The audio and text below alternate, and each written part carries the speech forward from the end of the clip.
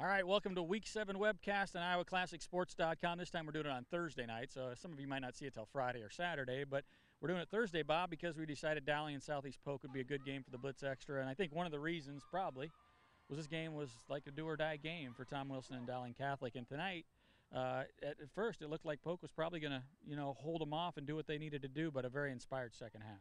Well, coming off of that big win against Ankeny at home, you really had to think that they had a good chance at putting Dowling down here tonight. Dowling was manhandled by Ankeny, and Southeast Polk came out like they were going to do that. I know Dowling struck first with the field goal, but then Southeast Polk took over.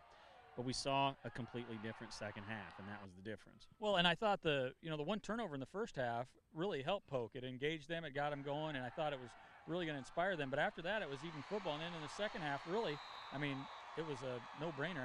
Polk had the one nice drive for 3, but after that, even Dowling's running backs seemed to break tackles that they just weren't breaking in earlier games, and they just really played inspired, almost like they wore Polk down to a certain degree.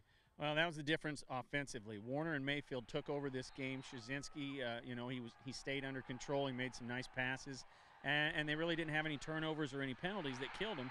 They sustained drives. They ate clock, and those holes that Southeast Polk was getting in the first half where Woody was getting some good carries, it turned over to Dowling, and they started getting the huge holes, and that running game was just too much for Southeast Polk to deal with.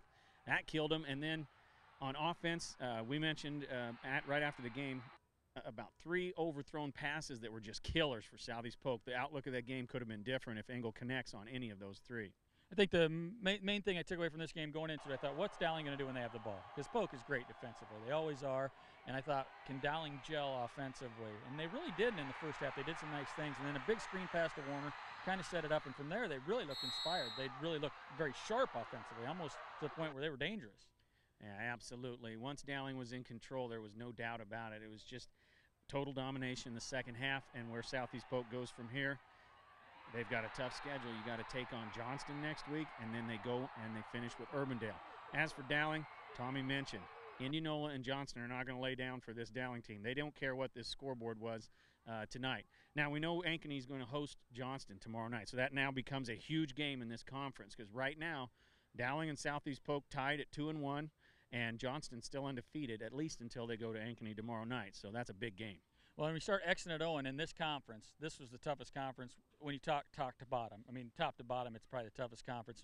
Maybe it isn't the best, but there's 3 to 4 quality teams, and somebody's probably going to be on the outside looking in. So that will be a key game, and it's going to be fun from here on out. Other thoughts on any high school football or baseball, Red Sox, anything else you got? Well, obviously Beckett going for the Red Sox tomorrow night. I kind of have a vested interest in that. I'm looking forward to seeing what they can do with the Tribe. Thanks for handling the Yankees. We'll take it from here. As far as football tomorrow night, we got a lot of great games to choose from all across the state. There's going to be great football. I have a feeling we'll mostly have our eyes on the Ankeny-Johnston game. All right, and if you want to look over to, I guess if you're looking at us over to the right, Bob's blog, he did a couple good ones last week, so those are pretty fun to check in. And I'll get back on that. I haven't been on the blog board, but we'll get back to that. Well, you just do it when you want to. You don't have to appease them. You've already put some stuff on there, and it's really good. So thanks for joining us. Week 7, we appreciate it. Stay with us. No VJ this week, but hey, sometimes less VJ is more, and you'll be looking forward to him next week. So we'll see you next week on iowaclassicsports.com.